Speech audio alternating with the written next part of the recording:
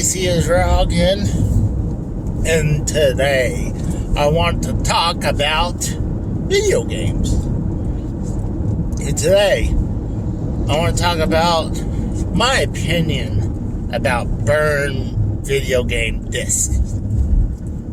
And by the way, please forgive me. I'm going through some allergies right now. Like, I'm a little clogged up, kind of like mucus and stuff. So please forgive me about that. So if I sound horrible, you'll know why. So I've been thinking, there's several systems that was early using the CD format in the early 90s, like the TurboGrafx, the Sega CD. You had Philips CDI, even the infamous Apple Pippin that I've never seen in person ever because it's so extremely rare. It's probably easier to get the European version, or no, not the European, the Japanese version than the American. But it's even harder to find the actual disc. And then systems also like the Sega Saturn, Sega Dreamcast. To me, if you're not trying to pawn them off as the real thing, you just want to play the game, I really don't see the big deal for that. Minus, the current gen with the PS5 and the Xbox Series X/S and the Switch, then that's different. That's straight up pirating. That's companies that could still make a profit. That's how I feel about that. They're still making profit off those items. But systems that are decades old, they're no longer making any money off that platform anymore. There's some people who making new games for those, but I'm talking about games that came out long time ago. And I feel I might be frowned upon, but I feel it's okay for that because, like I said, they're no longer making money off the games. And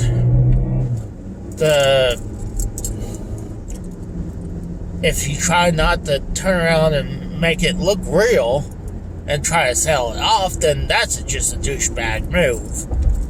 I definitely don't, recommend that. But if you just want to play the game, I don't think that's a bad thing. Maybe this will hurt my credit a little bit of being a gamer. But like I said, I'm not trying to turn around and sell these stuff. You can't really sell these discs as the real thing anyways, if it's obvious. But, say the Sega Saturn. Saturn's one of those harder consoles to pirate around.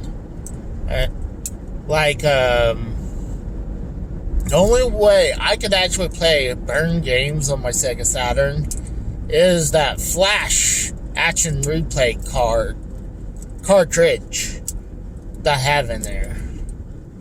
And all I'm really wanting to do is just play the games. I'm not trying to get around where, this company's not getting the money from this no more. Like I'm saying, they're done making money from that, or at least from that platform.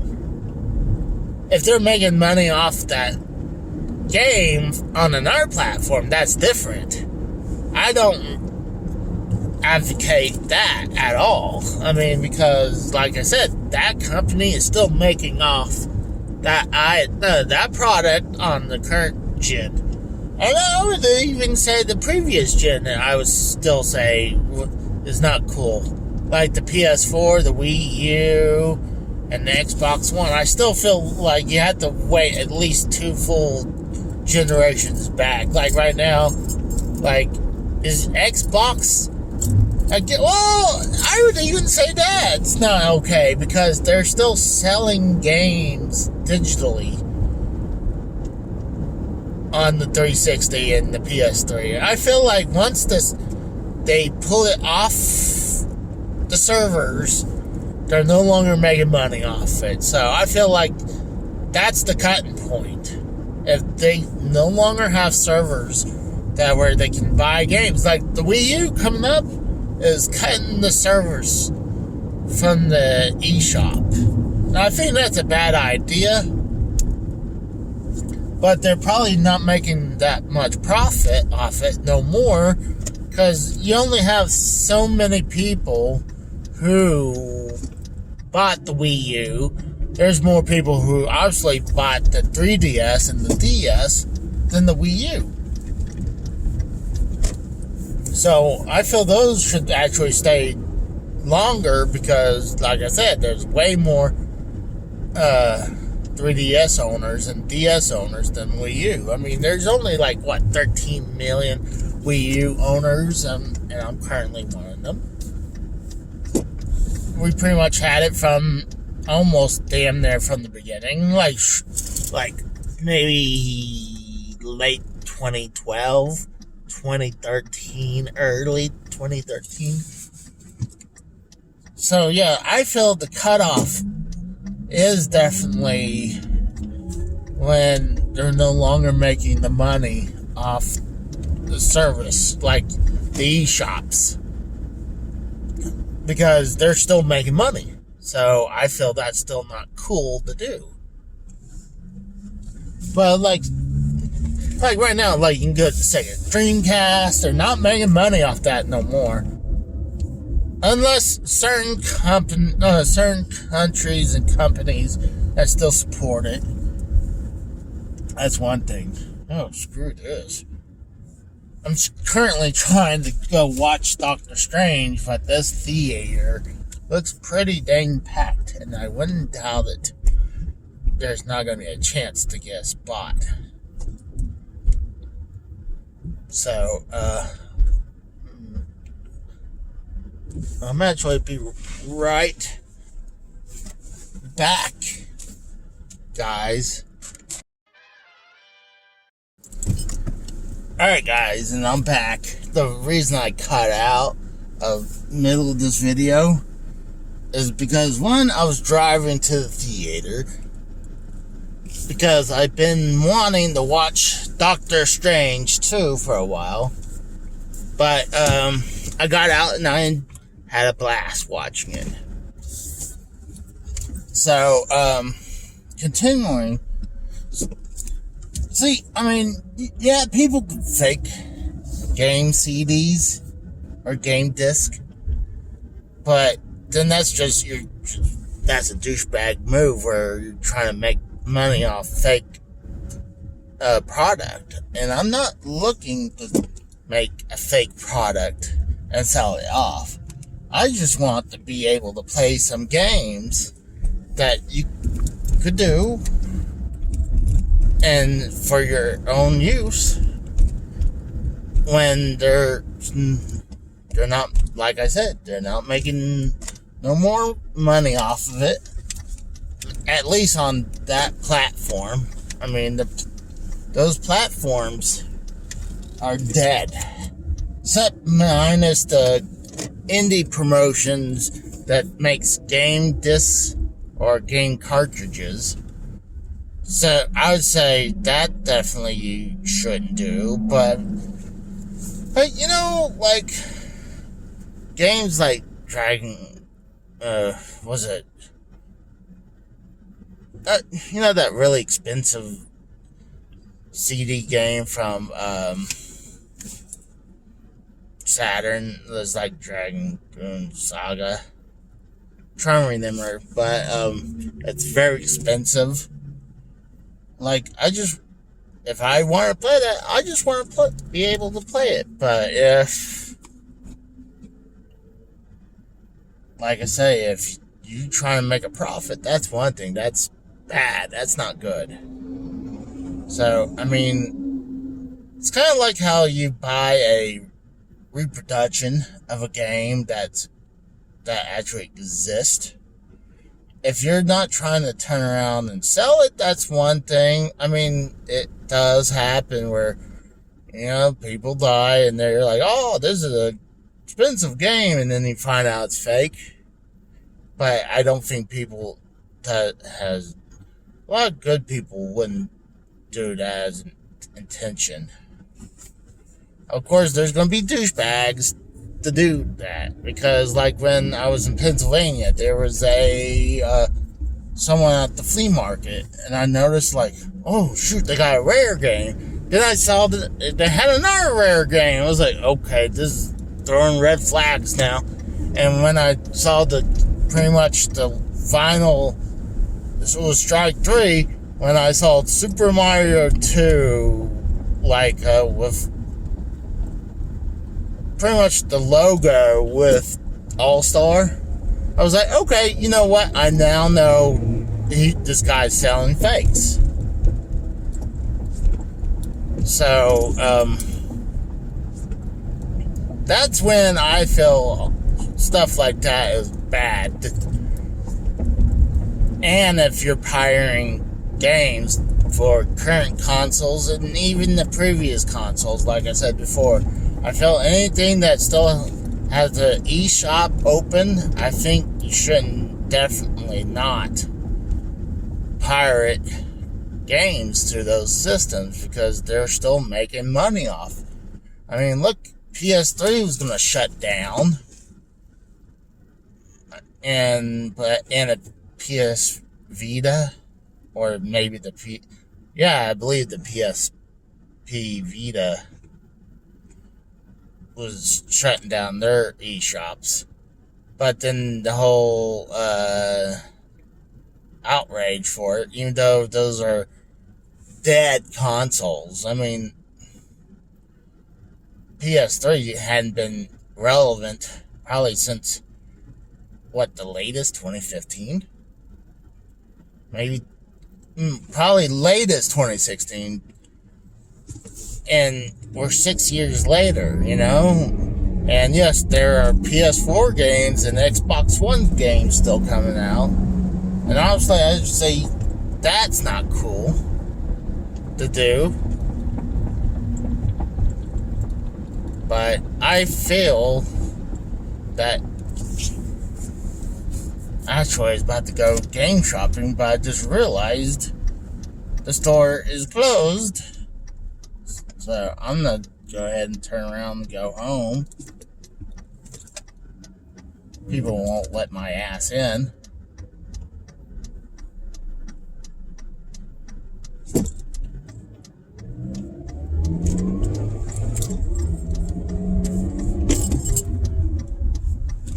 I had to do an a-hole move and cut in, but that's how we, the NWO, rolls. No.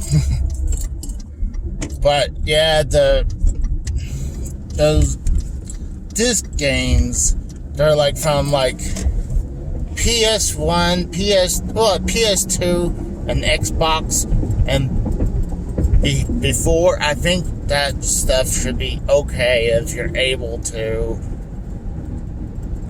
make burn games.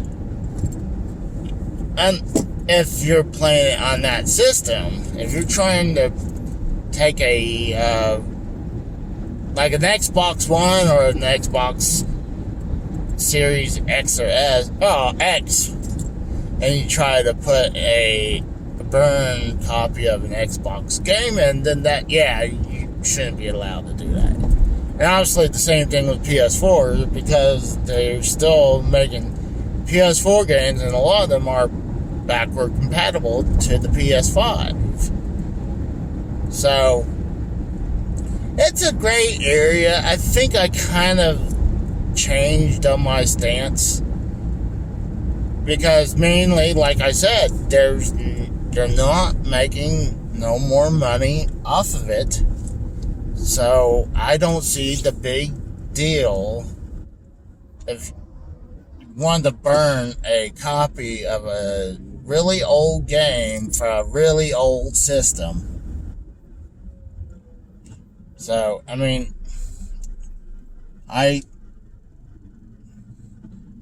even though, yeah, some of the companies do have the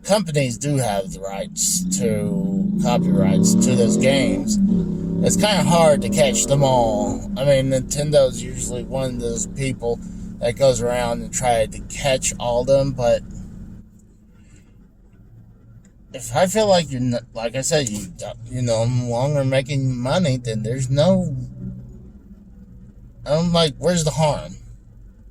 If you just want to be playing the game, I mean, people emulate it on computers all the time. So, I'm for these old games. So, like, I kind of want to get, like, to burn some Philips CDI games that are actually good. Well, maybe not actually good, but if they're actually good, but if, like, some of the rare games, and, like, I'm not going to make a copy of the label, because like I said, I'm not trying to make any profit off anything.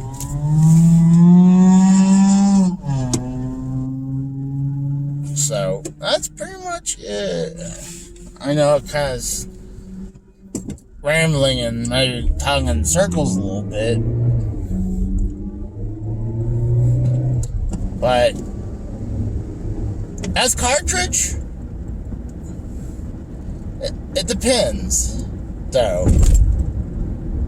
It really depends. Like, if you're trying to make an exact copy of the real game, then I feel that's that's an asshole move for the person who's doing it. I don't care if you say, I just want to make it look cool for my collection. No. Something like the Nintendo World Championship cart that's like the one I have is it's in a purple clear casing. And it says right on there, reproduction. I'm okay with that. But if you turn around trying to make the cart look almost identical to the rare expensive cart, and then you're trying to pawn it off, then you're an a-hole and you should be out of this hobby. So it's kind of like a huge gray area. I mean, I can understand why people wants to play these real old games that they usually wouldn't have a chance to play, because when a bunch of these games goes for hundreds to thousands of dollars for one game, it's outrageous. But I think games like reproduction, like unreleased, canceled games, like I usually like playing on the NES, I think those are cool. You can't really pawn it off as real because the game doesn't really the retail release never happened. So I think that's more okay, unless you're trying to pawn it off as a real thing, or saying it's a prototype. I can understand if you have a real prototype cart, and there's prototypes carts out there all the time, and they're selling them for hundreds to thousands of dollars. Like a person named Rue, I think it's something Wolf.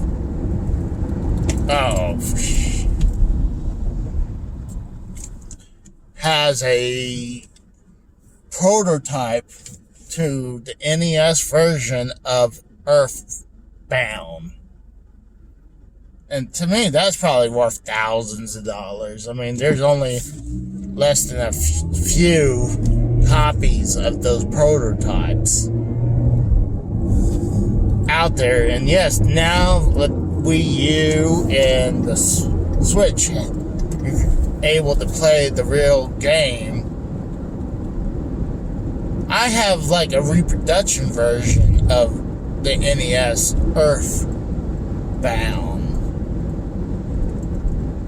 but you can't really turn around and sell it because it's not real. I mean, it's not, like I said, there's no retail copy out there. I think it'd be cool. I think Nintendo should return to make copies of retail copies of these games. I mean, these systems are still out there. So I'm gonna go ahead and call it a day. So sorry about my rambling and talking in circles. So I'll talk to you guys later. Bye.